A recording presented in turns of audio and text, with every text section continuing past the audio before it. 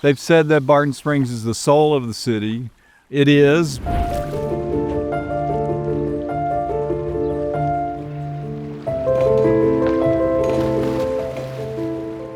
I used a quote from an old girlfriend that there's really only two stories ever told. Two people fall in love, or a stranger comes to town. Jim Bob Moffett was a stranger that came to town. Barton Creek Properties was proposing this giant development. We've asked the important question, is it going to protect the creek, and is it going to protect Barton Springs? And that answer is no. The all-night hearing, the uprising, galvanized the community. Everybody loves Barton Springs, and everyone wanted to save it, and here was the tool to do it.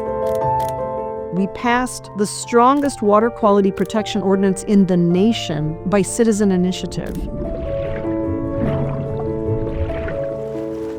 That's direct democracy under our city charter, and it's a way that we can help shape the future directly. Bill was the critical piece. He came up with the idea in the first place. We have to pass a law. SOS is the reason we can still swim in Barton Springs today.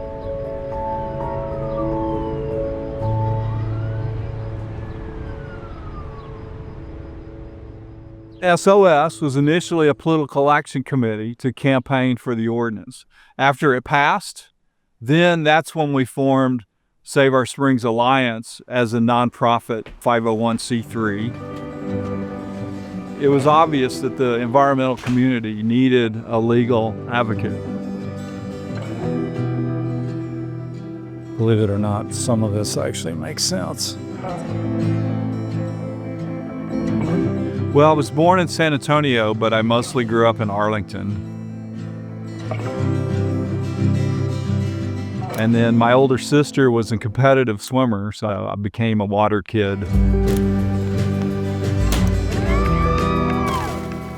When we started coming to Central Texas for swim meets, I saw this unbelievably beautiful, crystal clear water.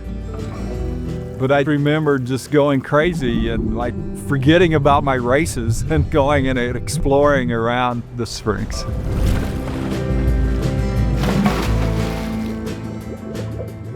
So we have a couple of things that really distinguish the hill country, and one is the springs, which are all up and down the Balcones Escarpment.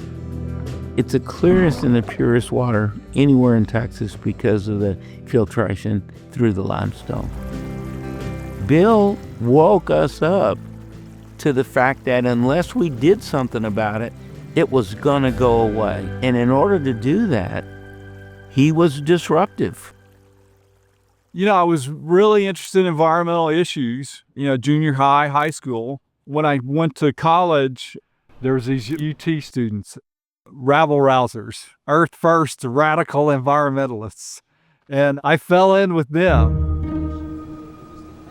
And Tim Jones, who was one of the Earth First activists that I became friends with, he was going out and documenting development and destruction of habitat. Well, there are endangered species issues in Austin.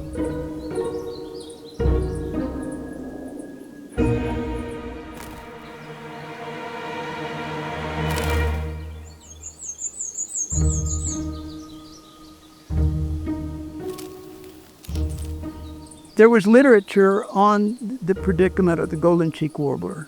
It was a proposed listing. And the city understood this. These developers are strategically clearing their land as fast as they can in advance of a listing.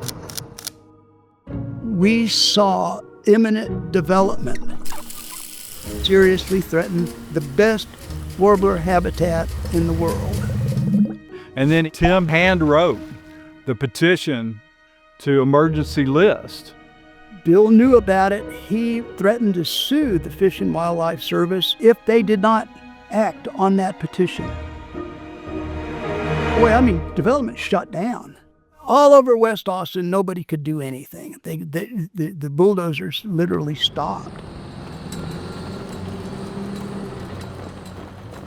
what stayed the same for SOS over our almost 33 years now is the legal advocacy. Bill's the kind of person you really don't want to get in a big fight with. He is the most determined, fierce, dogged opponent that I've ever come across. Do I get my 8 minutes? No, sir.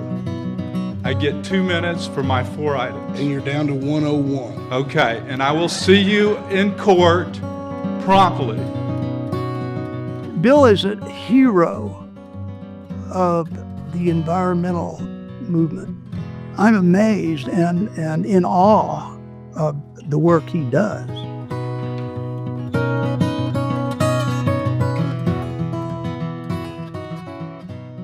The warbler, because it had the most expansive range of habitat, became the driving force for the Balcones Canyonlands Preserve.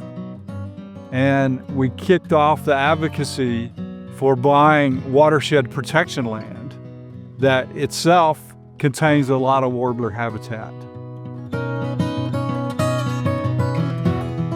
These most vulnerable watersheds that we need to protect the Edwards Aquifer and these spectacular springs, huge amounts of that are golden cheek warbler habitat.